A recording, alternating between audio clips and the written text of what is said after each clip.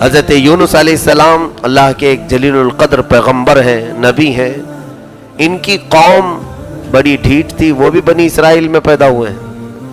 بنی اسرائیل نے ایک دو نہیں کئی 100 انبیاء کو انہوں نے شہید کیا ہے. انبیاء کے قتل کا بڑا جرم ان کے سر پر ہے. تو حضرت یونس علیہ السلام اپنی قوم کو سمجھاتے رہے، نصیحت کرتے رہے، لیکن ان کی قوم نہ مانی. یہاں تک کہ حضرت یونس علیہ السلام نے کہا کہ اگر تم اللہ کی فرمان برداری نہیں کرتے اور میری بات نہیں مانتے تو عنقریب عذاب آ جائے گا، اللہ کا عذاب آئے گا. تو انہوں نے کہا کہ اللہ کا عذاب آئے گا، کیسے آئے گا؟ تو یونس علیہ السلام دل برداشتہ ہو گئے اپنی قوم سے، کہا کہ میں تم سب کو چھوڑ کر نکل رہا ہوں. یہاں پر مسئلہ یہ تھا کہ حضرت یونس علیہ السلام نے اللہ تبارک و تعالیٰ کے حکم کا انتظار نہیں فرمایا. ابھی اللہ رب العزت نے ان کی قوم کے متعلق کوئی حکم نازل نہیں فرمایا. اس سے پہلے حضرت یونس علیہ السلام اپنی بستی چھوڑ کر نکل گئے. اور ان کی قوم کا کیا ہوا؟ ان کی قوم نے دیکھا کہ ابر چھا گیا ہے صبح صبح، اور بدلیاں جو پہلے کی قوموں پر عذابات آتے تھے، بہت تیز کالا ابر آسمان پر، اب برسے گا تو آگ ہی برسے گا. تو یہ جب ابر جمع ہونا شروع ہوا تو پوری قوم ایک جگہ پر جمع ہوئی اور سچے دل سے ان لوگوں نے توبہ کرنا شروع کیا اور استغفار کیا اور کہا اے رب، ہم تیرے نبی یونس کو ڈھونڈ رہے ہیں، کاش اگر وہ ہوتے تو ہم سب ان کے اوپر ایمان لاتے. مولا تو ہم سب کو معاف کر، تیرے بھیجے ہوئے رسول، تیرے بھیجے ہوئے نبی پر ہم ایمان لاتے ہیں. تو انہوں نے ایمان بھی قبول کیا اور استغفار بھی کیا. رب تعالیٰ فرماتا ہے لما آمنوا کشفنا عنہم عذاب الخزی فی الحیات الدنیا، جب وہ ایمان لائے تو ہم نے عذاب ان سے ہٹا لیا. اس قوم پر پھر اللہ تعالیٰ نے عذاب نہیں کیا. اور قرآن کی ایک آیت ہے وما کان اللہ لیعذبہم وانت فیہم وما کان اللہ معذبہم وہم یستغفرون. اللہ تعالیٰ اس وقت تک کسی قوم کو عذاب نہیں نازل کرتا جب تک اس قوم میں استغفار پڑھنے والے لوگ ہوتے. استغفر اللہ ربی من کل ذنب واتوب، کثرت سے پڑھو. جب تک لوگ توبہ کرتے رہتے ہیں، استغفار کرتے رہتے ہیں، اللہ کا عذاب نہیں آئے گا.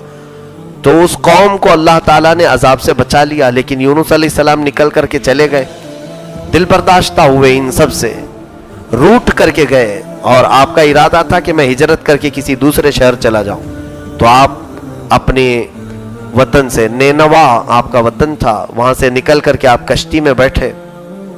کشتی میں دریا میں جب کشتی چلنے لگی تو بیچ دریا میں جا کر کشتی ہچکولے کھانے لگی، یہ ڈوبنے جیسے آثار لگے.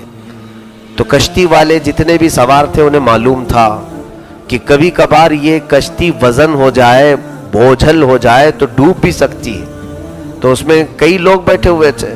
تو سبوں نے اتفاق کیا ایسا ہے کہ ایک کسی شخص کو اس کشتی سے اترنا پڑے گا. اترنا کیا ہے؟ ڈوبنا پڑے گا. کہاں اتریں گے؟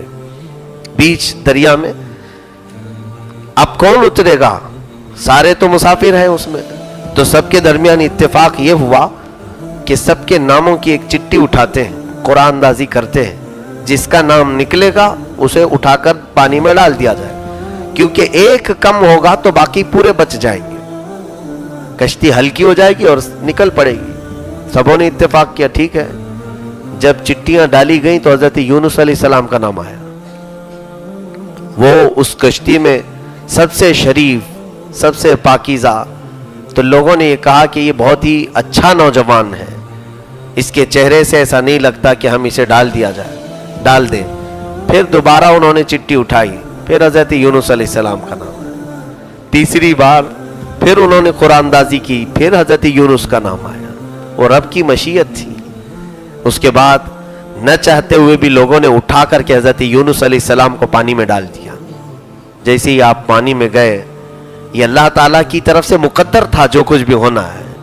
تو فوراً ایک بہت بڑی مچھلی نے منہ کھولا اور یونس علیہ السلام کو نگل گئی. اندر چلے گئے. سمندر میں جاتے ہی مچھلی نے نگل لیا. لیکن اللہ تبارک و تعالیٰ کا حکم آیا کہ اے مچھلی، یہ تیری غذا نہیں ہے بلکہ یونس کی حفاظت کے لیے تجھے رکھا گیا ہے. غذا مت بنانا. اور حضرت یونس علیہ السلام مچھلی کے پیٹ کے اندر رہے, 1-2 دن نہیں 30 دن گزر گئے پیٹ کے اندر. اور وہ رب کریم یہ ہے جس کو جہاں چاہے حفاظت فرماتا ہے. حضرت یونس علیہ السلام مچھلی کے پیٹ کے اندر کئی دن گزار دیے, اور جب توبہ کرتے رہے رب تبارک و تعالیٰ کی بارگاہ میں وہ گڑ گڑاتے رہے, اے مولا میں نے تیرے حکم کے آنے کا انتظار نہیں کیا اور اپنی قوم کو چھوڑ کر جلدی آ گیا. یہ بھی یہاں پر دیکھیں انبیاء کرام کی ہر واقعے سے عبرت لینا چاہیے کہ اپنی قوم کو کسی بھی طرح سے چھوڑ کر انبیاء کرام جا نہیں سکتے. جائیں تو اللہ رب العزت ناراض ہوتا ہے جب تک اللہ کا حکم نہ آئے. تو حضرت یونس علیہ السلام اتنا روئے, فنادا فی الظلمات اللہ الہ الا انت سبحانک انی کنت من الظالمین. یہ حضرت یونس علیہ السلام کی زبان پاک سے نکلا کہ اے اللہ جو کچھ بھی ہوا ہے مجھ سے ہوا ہے, لیکن تو وہ خدا ہے تیرے لیے سب سے زیادہ پاکی بلندی ہے. تو اللہ رب العزت پھر حضرت یونس علیہ السلام کو اس مچھلی کے پیٹ سے آزاد فرماتا ہے. مچھلی دریا کے کنارے آئی اور اپنا منہ کھول کر اگل دیا.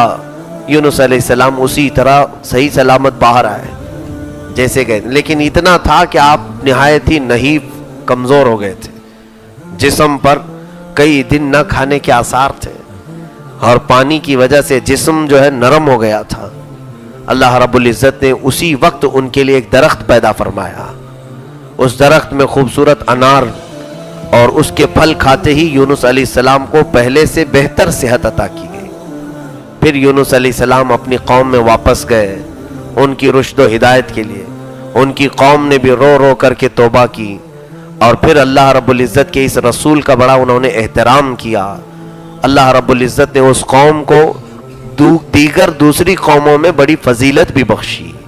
تو حضرت یونس علیہ السلام کی توبہ, ان کی قوم کی بھی توبہ, اس کی قبولیت کے واقعات آج کے سپارے میں ہم نے تلاوت کی.